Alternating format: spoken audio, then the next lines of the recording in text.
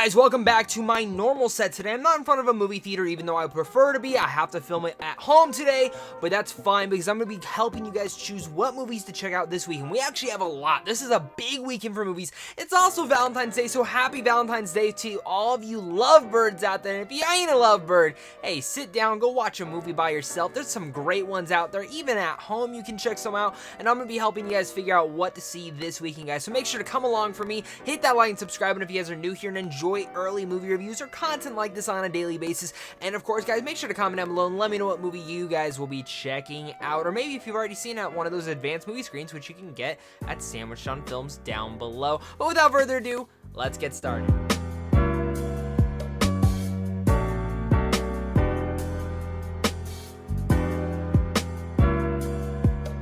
Coming down first for this week comes out to be the new Blumhouse horror film Fantasy Island, which if you really look at this movie, this is a different take on an original property, and I've been quite interested in this one because from the trailers alone, it looks like a cool idea, but could also go a little bit dumb. And I think if this is kind of one of those fun little horror films, it can work in that vein. I love when they take these old 80s properties and jumpstart them into horror. We saw this back last year with Banana Splits movie. Wasn't the biggest fan of that, but I do hope that this film at least can project us to be a little bit better, to say the least. Also coming out this week is Sonic the Hedgehog.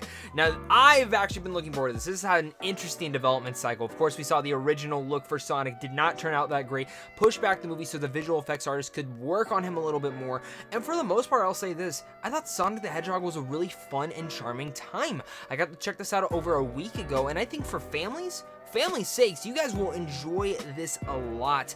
And there's enough. I would equivalent that this is kind of like the Rocky and Bullwinkle of this year, which if you're a fan of those type of movies, this might be for you. And I don't love the concept of Sonic coming to Earth and having to develop. I would rather him just be in his world, dealing with all of his friends and Dr. Robotnik. But I think what this movie does is it sets up a great future for this character of Sonic the Hedgehog, especially with the two post-credit scenes. There's two post-credit scenes, no spoilers of course, but there's two post-credit scenes that do set up a great future for Sonic the Hedgehog. But there's a lot of charm in here, there's a lot of fun elements in here, and I really thought I had a big smile on my face. Plus, Jim Carrey's back on the screen after 6 years. That just makes you have to go see this movie. Of course, Downhill is also another movie coming out this weekend, which I got to see back at Sundance earlier last month. It was the last film I saw at the festival, and the best thing about it is it's only an hour and 20 minutes with credits. Maybe it should have been longer, and I will be honest with that. I think it needed that depth to get there, but it still is an enjoyable time. It's a different look after a particular avalanche hits this family and affects them for not physically, but emotionally, and what they must deal with. This stars Will Ferrell, Julia Louis-Dreyfus, and I'm major fans of both of them, and I love seeing them when they do these more serious comedies. I like these dramedies, and I like what this message was supposed to say. I wouldn't say it's like the best message out there, but I think it was good enough for what it needed to do. I just think it should have developed and maybe dived into the depth just a bit more. This is of course based off Force Majeure, which is a original film.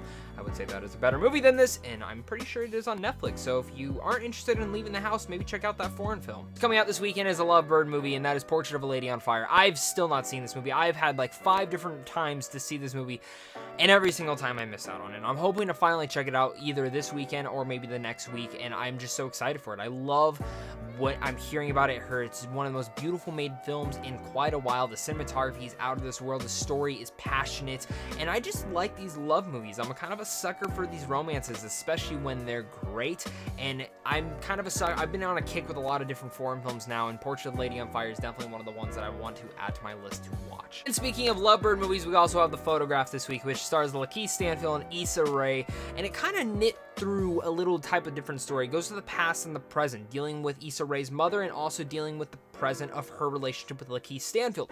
I actually didn't mind this movie. I thought it was fun, and I thought it was charming, and I thought the vibe of the movie was easily the best. While I didn't believe in all the romantic elements of it, I think I might be in the minority when it comes to that, and I'm curious to hear your guys' thoughts if you guys do check it out this week. I'm a major fan of both of them, and they were both phenomenal in here, but really the last big romance coming out this week is one that a lot of you guys are going to be talking about this weekend once you guys finally check it out, because it did come out on the 12th this week, but now I'm sure more of you guys will have time. It's To All the Boys, P.S. I Love You, or To All the Boys 2, which 2 years ago, this film, the first one, was a phenomenon on Netflix. It came out of nowhere and really took everyone by storm, and I think the second one's gonna kind of do the same thing for many different people, and I'm curious to hear what your guys' all thoughts will be on it, and really, I think a lot of you guys are gonna be enjoying this one, and I loved it. I thought it was better than the first one. I think it's more knitted humor, and it's kind of detailing when another guy comes into the picture who did get the note.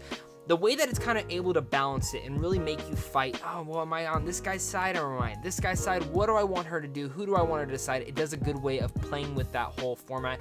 Might it be cheesy? Absolutely, but it is definitely entertaining. Guys, my name is Zach. Thank you guys so much for watching this. Make sure, again, hit that like and subscribe button. Comment down below. Let me know what movie you guys are checking out this weekend. And, of course, I'll make sure to catch you guys next week. So until next time, stay classy.